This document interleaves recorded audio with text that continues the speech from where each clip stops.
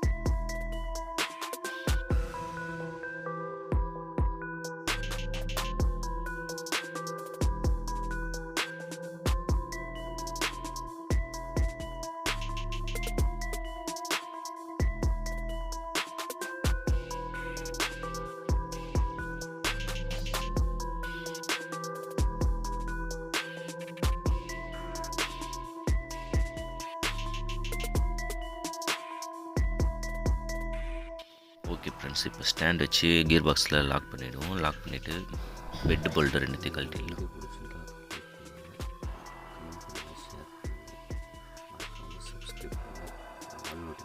கழட்டி எடுத்துகிட்டு ramp lift பண்ணிடலாம். தேங்க்யூ ஃபார் வாட்சிங். பெட்டை கழட்டிட்டு 14 சைஸ் போல்டு ஒன்று இருக்கும், அந்த போல்டு கழட்டிட்டு மைனஸ் ஸ்க்ரூ வச்சு நீக்கிடுவோம். நீக்கணும் கேப் வந்துடும். அதுக்கப்புறம் கியர் பாக்ஸை வெளியே ரிமூவ் பண்ணி எடுக்கணும். வெயிட் அதிகமாக இருக்கும், பார்த்து எடுக்கணும். அடுத்தது பாருங்க, இப்போ கவர் ஸ்மில்லி மொத்தம் 10 சைஸ் போல்டு 9 போல்டு வரும். அதை மொத்தத்தையும் கழட்டி எடுத்துருவோம்.